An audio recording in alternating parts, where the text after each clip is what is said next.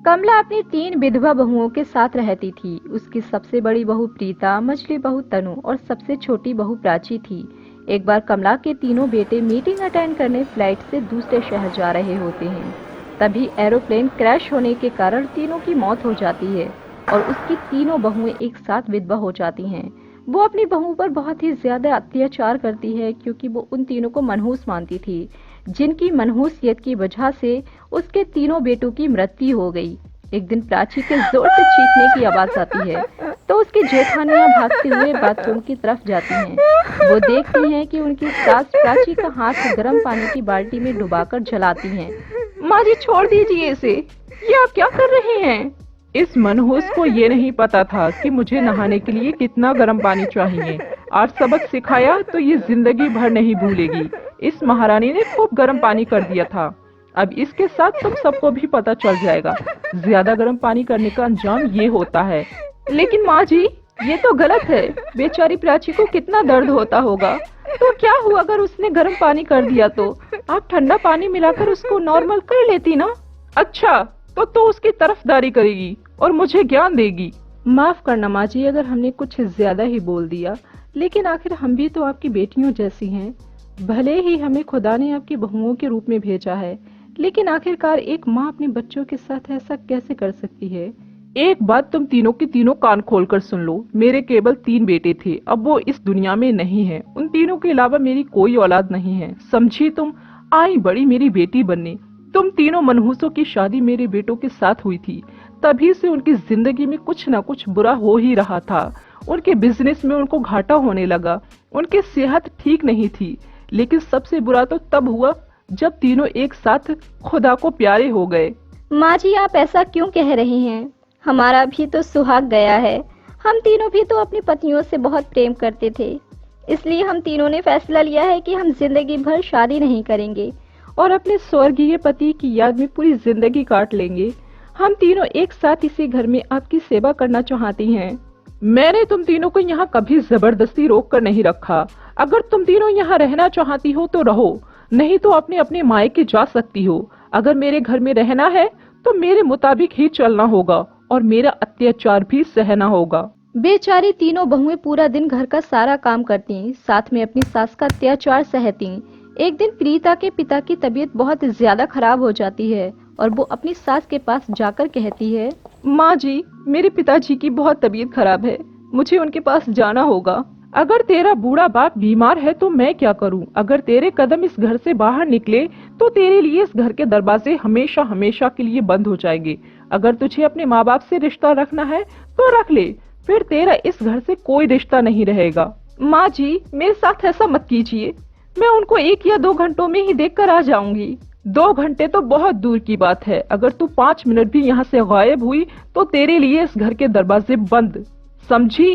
प्रीता रोते हुए अपने कमरे में जाती है और अपनी किस्मत कोसते हुए रोती है। तभी तनु उसके पास आती है और कहती है, क्या हुआ दीदी, आप क्यों रो रही हो? तनु, देखना, मेरे पिताजी की तबीयत बहुत खराब है, लेकिन माँ है वो मुझे उनसे मिलने जाने के लिए मना कर रही हैं। अच्छा, तो ये बात है। दीदी आप चिंता मत करो, मैं कुछ सोचती हूँ। रात को तनु जल्दी खाना बनाकर अपनी सास को दे देती है और साथ ही उसमें एक नींद की गोली मिला देती है, जिससे कमला को खाना खाते ही नींद आ जाती है और वो अपने कमरे में जाकर सो जाती है। प्रीता मौका देखकर तनु के साथ अपने मायके चली जाती है। उसका मायका उसकी ससुराल से बस 15 मिनट की ही दूरी पर था। थोड़ी देर मिलकर वो दोनों घर वापस आ जाती हैं, लेकिन कमला की आंख तब तक खुल चुकी थी और वो उन दोनों को वापस आता देख लेती है और फिर उन दोनों से चिल्लाते हुए कहती है, प्रीता, तूने मेरे मना करने के बावजूद भी मेरी बात नहीं मानी। वो तो शुक्र है मैंने तेरे बाप की तबीयत जानने के लिए तेरी माँ को फोन किया तो मुझे पता चला तू वहाँ पहुँची हुई है। मैं जानती हूँ माँ जी कि मैंने आपकी आज्ञा का पालन नहीं किया और आपके मना करने के बाद भी अपने पिताजी को देखने गई, लेकिन मैं क्या करती माँ जी, एक बेटी का दिल अपने बीमार पिता को देखने के लिए तरस रहा था और मैं खुद को रोक नहीं पाई। अब मुझे तुम्हारे कोई बहाने नहीं सुनने, अभी के अभी तुम मेरे घर से निकल जाओ। और तभी वहाँ प्राची भी आ जाती है। प्रीता की तरफदारी करते हुए प्राची और तनु कमला से कहती हैं, माँ जी, अगर दीदी इस घर से जाएंगी तो मैं भी इस घर में नहीं रहूंगी।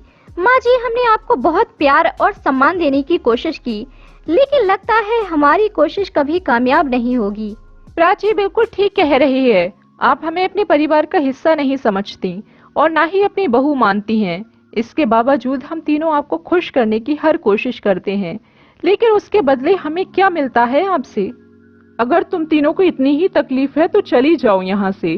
तुम तीनों रह भी अपनी मर्जी से रही थी और जाना भी चाहती हो तो जाओ, मैं तुम तीनों को नहीं रोकूंगी। और मेरे घर में रहना है तो मेरा अत्याचार सहना पड़ेगा। तीनों बहुएं एक साथ घर छोड़कर अपने अपने मायके चली जाती हैं। ऐसे ही कुछ दिन बीत जाते हैं। अब कमला पूरे घर में अकेली रहती थी। अकेले रहते हुए उसे अपनी बहुओं की कीमत समझ आती है और उसे इस बात का एहसास होता है कि वो उसकी बहुएं नहीं बल्कि असल में उसकी बेटियां थीं, जो दिन रात उसकी सेवा में लगी रहती थीं और उसके हर एक अत्याचार को सहती थीं। मुझसे बहुत बड़ी गलती हो गई जो मैंने अपनी बेटियों समान बहुओं को इस घर से निकाल दिया। अरे अब मेरे पास दिन ही कितने हैं, बुढ़ापे का शरीर है, आज होगा कल नहीं। खुदा ने पूरा परिवार तो पहले ही खत्म कर दिया और अब जो कुछ भी थी वो मेरी बहुएं ही थी। कम से कम मेरा ख्याल रखती, समय पर खाना देती थी। मेरा हर अत्याचार सहने के बावजूद भी मुझे अपनी माँ ही मानती थी। मैंने जो किया बहुत गलत किया। अब मुझे अपनी गलती का एहसास हो गया है। मैं अपनी तीनों बहुओं को आज ही घर वापस लेने जाऊंगी। उसके बाद कमला उन तीनों के मायके जाती है और तीनों को वापस अपने घर ले आती है। उस दिन के बाद से कमला का व्यवहार अपनी तीनों बहुओं के लिए बदल जाता है। फिर तभी वो हंसी खुशी मिलकर तीनों एक साथ रहती हैं और अपने जीवन में आगे बढ़ती हैं। एक छोटा सा गांव था रायपुर। उसमें सरला नाम की एक औरत अपने पति राघव के साथ रहा करती थी। राघव सुबह को काम पर जाता और शाम को घर वापस लौटता था। वो अक्सर उसके साथ झगड़ा करता था। तुम आजकल घर पर बिल्कुल ध्यान नहीं दे रही हो। अगर मैं ध्यान नहीं देती तो सब काम आपको खुद से करना पड़ता। यहाँ बैठकर भाषण नहीं देते। कल जो 50 रुपए दिए थे वो दो, कुछ काम है। मेरे पास नहीं है। क्यों, कहाँ गए? कल ही तो दिए थे। सामान आ गया, मैं पूरे सप्ताह की सारी सब्जियाँ ले आई। दिमाग ठीक नहीं है तुम्हारा क्या? इतनी सब्जियां एक साथ लाने की क्या जरूरत थी?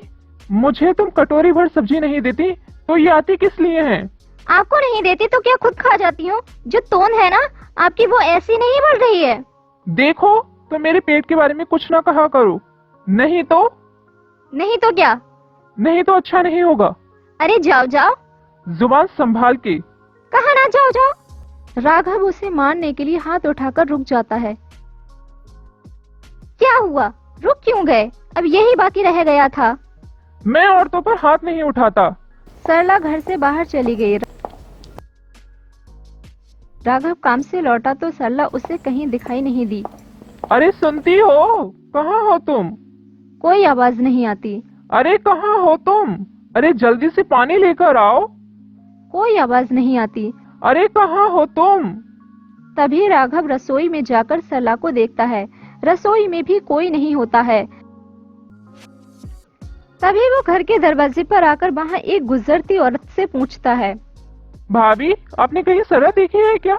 नहीं भैया, मैंने आज तो भाभी को कहीं नहीं देखा। तभी एक आदमी भागता हुआ राघव के पास आता है। भैया वो भाभी। हाँ भैया, मैं तुम्हारी भाभी को देख रहा हूँ, ना जाने आज कहाँ गई है। भैया वो भाभी वहाँ। कहाँ है बताओ? भैया आप चलो वहाँ मेरे साथ। वो आदमी राघव को एक जंगल के पास लेकर गया। वहाँ बहुत सारे लोगों की भीड़ थी। जैसे ही लोगों ने राघव को देखा वैसे ही लोग दूर हटने लगे। वहाँ पर एक सफेद कपड़ों में लिपटा एक शव था। उसे देखकर राघव बोला, अरे ये कौन है, क्या हो गया इसे? अरे भैया, हमें बताने की हिम्मत नहीं है, आप खुद ही देख लो। राघव ने जैसे ही कपड़े को उठाया वो धड़ाम से जमीन पर गिर गया। अरे सरला उठो, उठो, तुम्हें क्या हो गया? अरे सरला उठो उठो और घर पर चलो। भैया अब ये कभी नहीं उठेंगी। पिछले 2 घंटों से हम तुम्हारा इंतजार कर रहे थे। सरला उठो और मेरे साथ घर चलो, मजाक मत करो, चलो अब। भैया खुद को संभालो, ये क्या हो गया? मेरी तो दुनिया ही उजड़ गई। तभी 2 पुलिस वाले वहाँ आ गए। गांव वालों ने रोते हुए राघव को पकड़ा। एक पुलिस वाला लाश का मुआयना करने लगा। ये हत्या का मामला है, यहाँ किसी ने कुछ होते हुए देखा? नहीं साहब, हमने तो कुछ नहीं देखा, हमें तो इस नत्थू ने बताया था। साहब मैंने भी कुछ नहीं देखा, जब मैं यहाँ से गुजर रहा था तो देखा यहाँ भाभी गिरी हुई पड़ी थी। पास आकर मैंने नब्ज देखी तो बंद थी। फिर मैंने सब गांव वालों को बुलाया। इसका मतलब हत्या कैसे हुई है ये तुम्हें भी नहीं पता? नहीं साहब, ये मुझे भी नहीं पता, सच्ची। हम लाश को पोस्टमार्टम के लिए ले जा रहे हैं।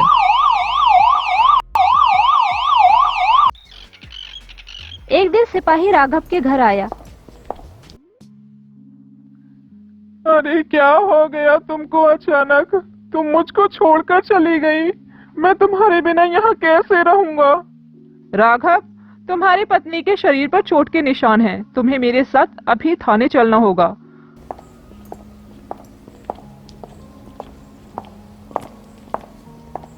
वो राघव को थाने लेकर चला गया। तो हाँ राघव, सरला नाम की जिस औरत की हत्या हुई है वो तुम्हारी पत्नी थी? जी साहब। किसने मारा उसको? किसी पे शक? राघव बोलता है। जी नहीं साहब, मुझे किसी के ऊपर शक नहीं है। पर मुझे तो तुम पर है। सुना है अक्सर तुम अपनी पत्नी के साथ लड़ाई झगड़े किया करते थे। नहीं नहीं साहब, थोड़ी सी नोकझोंक होती थी। अच्छा, कल इसी नोकझोंक पर अपनी पत्नी पर हाथ उठाया था? साहब कसम से कल हाथ उठाया था, मारा नहीं था। सच सच बताओ, कल तुमने ही उसको मारकर जंगल में फेंका था ना, जिससे तुम पर किसी का शक ना हो? नहीं साहब, मैं खुद अपनी पत्नी को कैसे मारूंगा? रोज रोज के झगड़े से तंग आकर तुमने ऐसा किया है। नहीं साहब, मैंने ऐसा नहीं किया। मुझे लगता है उस शमशानी रामू का किया हुआ है ये। उसी की वजह से रोज रोज मेरे घर में झगड़े हुआ करते थे। कौन रामू? साहब वो शमशान का चौकीदार है, शमशान में ही रहता है। साहब बहुत खतरनाक आदमी है। सरला रोज उसे मिलने जाती, मैं उसे मना करता तो वो कहती मैं उसे अपने भाई की तरह मानती हूँ। मुझे शक नहीं, पूरा यकीन है उसने ही मेरी पत्नी को मारा है। ठीक है, हम तहकीकात कर रहे हैं। तुम अभी जाओ, जब भी तुम्हें बुलाया जाए तो तुम यहाँ आ जाना। राघव हाँ में सर हिलाकर चला गया। इंस्पेक्टर सिपाहियों के साथ शमशान गया। वहाँ पर किसी का अंतिम संस्कार हो रहा था और रामू पेड़ की छांव में एक कोने में खड़ा था। तुम ही रामू हो इस शमशान के चौकीदार? हाँ हाँ, मैं ही रामू हूँ। हमें तुमसे कुछ पूछताछ करनी है। अरे कौन सी पूछताछ? आपका कौन मर गया? यहाँ तो सब अनंत में विलीन होने आते हैं। ओ, ज्यादा फिलोसफी झड़ रहा है। अरे अपनी फिलोसफी अपने पास रख, जितना पूछ रहे हैं उसका जवाब दे। चल अब ये बता, राघव की पत्नी यहाँ रोज रोज क्यों आती थी? अरे ये मेरा निजी मामला है, मैं आपको क्यों बताऊं? अरे बाबली, ये खून का मामला है। उस औरत का कल खून हो गया और तुझे मस्खरी सूझ रही है। अरे मेरी बहन का खून हो गया? ये कब हुआ? ये किसने किया? अपनी ये नौटंकी बंद कर। पूरे गांव को पता है कल सरला का खून हो गया है और तुझे नहीं पता।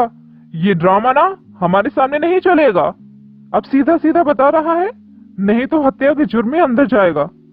साहब मैं शमशान में अकेला रहता हूँ और मुझे खाना बनाना नहीं आता। मैं यहाँ अकेला रहता हूँ, मुझे खाना बनाना नहीं आता। अरे इस तुम्हारी बहन के होते हुए परेशान क्यों होते हो? मैं रोज आपके लिए खाना बना के लाऊंगी। सच बहन? हाँ हाँ, काहे नहीं। पर भैया मेरा पति बहुत कंजूस है, तुम्हें खर्च देना पड़ेगा अपना। हाँ हाँ बहन, मैं तुम्हें 200 रुपए दे दिया करूँगा। 200 रुपए तो 10 दिन नहीं चलेंगे। ऐसा करना कि आप 500 रुपए दे देना, बाकी मैं सब देख लूंगी। सरला बहन रोज मुझे खाना देने आती, उसके बदले में उन्हें मैं महीने के 500 रुपए देता था। मैं कैसे मान लूं? तू जो बोल रहा है वो सच बोल रहा है? राघव ने तो हमें ऐसा कुछ नहीं बताया। सरला बहन ने ये किसी को नहीं बताया। अगर उनके पति राघव को पता चल जाता तो वो उन पैसों को भी चुरा के सब शराब में उठा देता। अरे तो हम कैसे विश्वास कर लें? तू जो बोल रहा है सच बोल रहा है। इसका कोई सबूत है तेरे पास अपनी बात को साबित करने के लिए? हाँ साहब, सब्जी वाले को पता है, सरला बहन ने उसे बताया था। अब ये सब्जी वाला कौन है? साहब ये हरीलाल है जो सब्जियां बेचता है, उसको सब पता है। सर मुझे तो लगता है राघव की पत्नी का खून इसी ने किया है और अब ये कहानियां बना रहा है। नहीं साहब, मैं सच बोल रहा हूँ। जिसने बहन बनकर खाना खिलाया, मैं उसके साथ कभी नमक हरामी नहीं कर सकता। मैं यहाँ लोगों को मिट्टी होते हुए देखता हूँ मुझे जीवन की अहमियत बहुत अच्छे से पता है। आप मेरी बातों का विश्वास करो, मैं तो ऐसा करने के बारे में सोच भी नहीं सकता। अरे अरे ठीक है, ज्ञान देने की कोई जरूरत नहीं है। हम अभी तहकीकात कर रहे हैं, देखते हैं सामने क्या निकल कर आता है। और हाँ, जब तक सरला का हत्यारा पकड़ा नहीं जाता तब तक तू इस गांव से बाहर नहीं जाएगा। रामू जी हाँ में सर हिला देता है।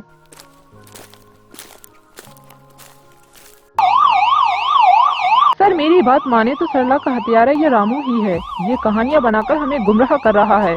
नहीं नहीं, जो रोज अपनी आंखों से चिता को जलते हुए और अपने सामने लोगों को रोता तड़पता देखता हो, वो ऐसा कभी नहीं कर सकता। दोनों पुलिस वाले हरीलाल सब्जी वाले के पास पहुंचते हैं।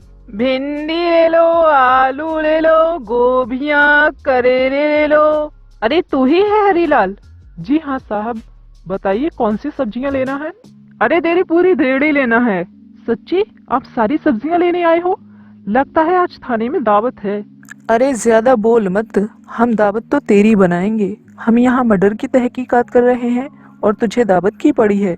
राघव की पत्नी सरला के बारे में क्या जानता है?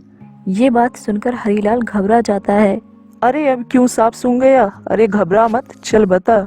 साहब सरला भाभी तो बहुत अच्छी थी, रोज मेरे पास से सब्जियां ले जाती थी, मगर पैसे पूरे नहीं देती थी। तू रामू और सरला के बारे में क्या जानता है? भाभी उसके लिए खाना ले जाती थी, उन्होंने मुझे खुद बताया। सब्जी ले लो, भिंडी ले लो, तोरी। भैया भिंडी और तोरी 1-1 किलो दे दो। भाभी आजकल इतनी सब्जी, क्या बात है? अरे भैया तुमसे क्या छुपाना, वो शमशान वाले रामू भैया है ना, वो खाने को लेकर बहुत परेशान रहते थे, तो मैंने कह दिया मैं खाना आपको बना के दे दिया करूंगी। वाह भाभी, तुम तो पुण्य का काम कर रही हो। वैसे एक बात बोलूं, तुम्हारा वो कंजूस पति कुछ कहता नहीं? वो क्या कहेगा। अच्छा सुनो भैया, सब्जियां कम पैसों में दे देना। वो रामू भैया है ना, मुझे महीने में केवल 500 रुपए ही देते हैं। उन्होंने ये बात बताने को मना किया था। वो राघव है, वो बहुत गुस्सैल और शराबी आदमी है। जितना कमाता है उतना खर्च कर देता है, तो भाभी को लगता था कि उनके पैसे भी वो ले लेगा। साहब मैं इतना ही जानता हूँ। अगर तुझे कुछ और भी पता है तो सब बता दे। अगर हमें बाद में पता चला तो अंदर जाएगा और जमानत भी नहीं होगी। साहब मेरा नाम बीच में नहीं आना चाहिए। चल बता। साहब कल जब भाभी सब्जियां लेने आई थी तो उनकी पड़ोसन रांची कलुआ की पत्नी वो भी आई थी। भैया 1 किलो टमाटर दे दो। भाभी 50 रुपए किलो है। हाँ हाँ दे दो, रामू ने इसके अलग से पैसे दिए हैं। ओ भैया 1 पाव टमाटर दे दो। कुछ और ले लो, वो तो खत्म हो गया। ये इतना तो पड़ा है, ये तो पूरा भाभी ने ले लिया है। आय हाय, इतने पूरे का क्या करेगी? आदमी है या भूत? हाँ भूत ही समझ लो, लेकिन जितनी भी हूँ तुमसे कम। सरला तुम्हारी जुबान आजकल कुछ ज्यादा चल रही है, लक्षण ठीक नहीं लगते। मेरे लक्षण की छोड़ो, अपने लक्षण की परवाह करो। मैं अभी तेरी शिकायत करके तुझे मज़ा चखाती हूँ। साहब मुझे यही बात पता थी और कुछ बात नहीं। इंस्पेक्टर उसे जोर से 3 थप्पड़ लगाता है। खून इसी ने किया है, अरेस्ट कर लो इसे। सिपाही उसे अरेस्ट करने लगा। साहब मुझे छोड़ दो, मैंने कुछ नहीं किया। चल कहानी पूरी कर और सब सच सच बता। शायद रांची ने राघव की शिकायत की हो भाभी की, तभी वो यहाँ आ गया हो। तो मेरा पैसा उस अपने भाई पर उड़ा रही हो? जब मैं पैसे मांगता हूँ तो नहीं होते। अरे भैया भाभी को ऐसे काहे बोल रहे हो? रामू तो भाभी को पूरे 500 रुपए देता है। अरे उससे भी रुपए लेकर खा जाती है। चल मुझे दे सब रुपए। ये मेरी मेहनत की कमाई है, मैं नहीं दूंगी। अरे तुम दोनों जाओ यहाँ से, यहाँ झगड़ा मत करो। दोनों में हाथापाई होने पर सरला का सर सब्जी की रेड़ी के कोने से टकरा गया और उसके सर से खून की धारा बहने लगी। राघव ने उसे उठाने की बहुत कोशिश की, लेकिन उसने दम तोड़ दिया। अरे भैया तुमने ये क्या किया? अरे भैया कुछ नहीं, अभी अस्पताल लेकर जाता हूँ, ठीक हो जाएगी। तुम अपना मुंह बंद रखना, इसी में तुम्हारी भलाई है। साहब उसके बाद पता चला कि जंगल के पास भाभी की लाश मिली है। तुमने ये बात छुपाकर गुनाह किया है। साहब मैं डर गया था, आप बचा लो। अब तुम्हें हमारा साथ देना होगा, अदालत में राघव के खिलाफ गवाही देनी होगी। जी साहब मैं सब बता दूंगा। सर आपको शक कैसे हुआ? हरीलाल कुछ छिपा रहा है? उसने बात अधूरी छोड़ दी, पूरी नहीं की। रांची किससे सरला की शिकायत करने गई, बस इसी बात पर मैंने हवा में तीर छोड़ दिया। और वो सीधा निशाने पर लगा। इंस्पेक्टर और सिपाही राघव को पकड़कर जेल में ले जाते हैं। तुझे क्या लगा तू बच जाएगा? बेटा, कानून के हाथ बहुत लंबे होते हैं, तुम जैसों की सोच से बहुत लंबे।